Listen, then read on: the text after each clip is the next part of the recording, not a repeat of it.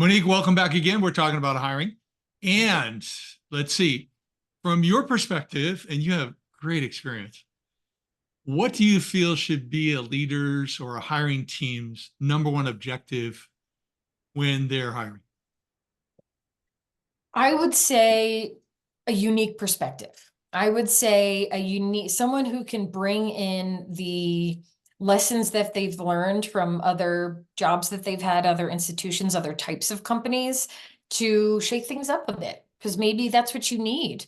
If you're hiring the same type of person for the same type of role over and over and over again, you're going to get the same results. You're going to get the quiet person who's the yes man. And maybe you want the yes man, maybe you don't. But if you're looking for, I hear executives say, we're looking to grow, we're looking to develop, we're looking to build this organization. And then they don't want any fresh perspectives and they don't want anyone to come in and maybe tear down a few walls. If you're looking for growth and a new perspective, you're going to need someone who comes in and challenges the status quo.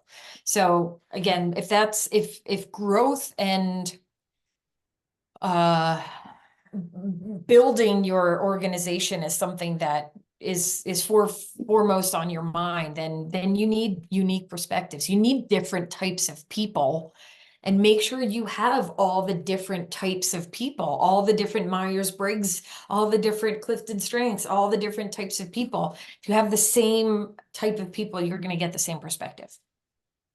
I think it's great. It actually flows really well with mine, which is different, is that I advise people the most important thing is to save time. And what I mean is that too often your hiring tryouts start and you allow candidates to continue to proceed who you know earlier on or could have taken steps to earlier on identify they're not a match. But I Absolutely. love what you say because as part of that, you really should be pushing for new perspective, new energy. I'll add that new energy because I remember years ago I learned that you think of the mentor-mentee relationship and you think, oh, the mentor is putting all this time and they're not getting anything back from it. But actually, when it's a healthy relationship, the mentee brings that new perspective, like what you say. They bring new energy, new enthusiasm. Yeah. And a lot of times, that mentor who's been in the company for a long time or been doing what they've been doing a long time, they get re-inspired. They get reconnected to some electricity points that work for them. So I love what you're saying. I think that that's a great primary. I do still lean towards mine of saving time because I've seen so many people waste time. But I Sure. think that's a great blend between the two. Yeah. And on that note, a way to save time is to have 10 different types of people looking at the same problem and then talking about it around a round table and saying, well, this is how I see it, and this is how I see it, and this is how I see it. And then everyone coming together and going, you know what? That's the way we're going to go. So instead of trying 15 different things and spending a lot of time and energy and money on things that aren't going to work, have people that maybe don't know everything about what you're talking about come in and give their perspective. You have no idea what other people can offer. Well, and the thing is that if you're open to that, like if you're setting up this hiring process, like you're bringing in somebody, they have a different perspective, you like certain attributes about them, and you've asked some difficult questions up front. Like I ask up front, one of my first questions is, what are your compensation needs? If they want to make 100 grand and my budget's 60, I'm wasting my time and I'm wasting theirs. All right. Absolutely. And I have some other ones like that, but a lot of people never even ask. Okay. They just make an offer, which is silly.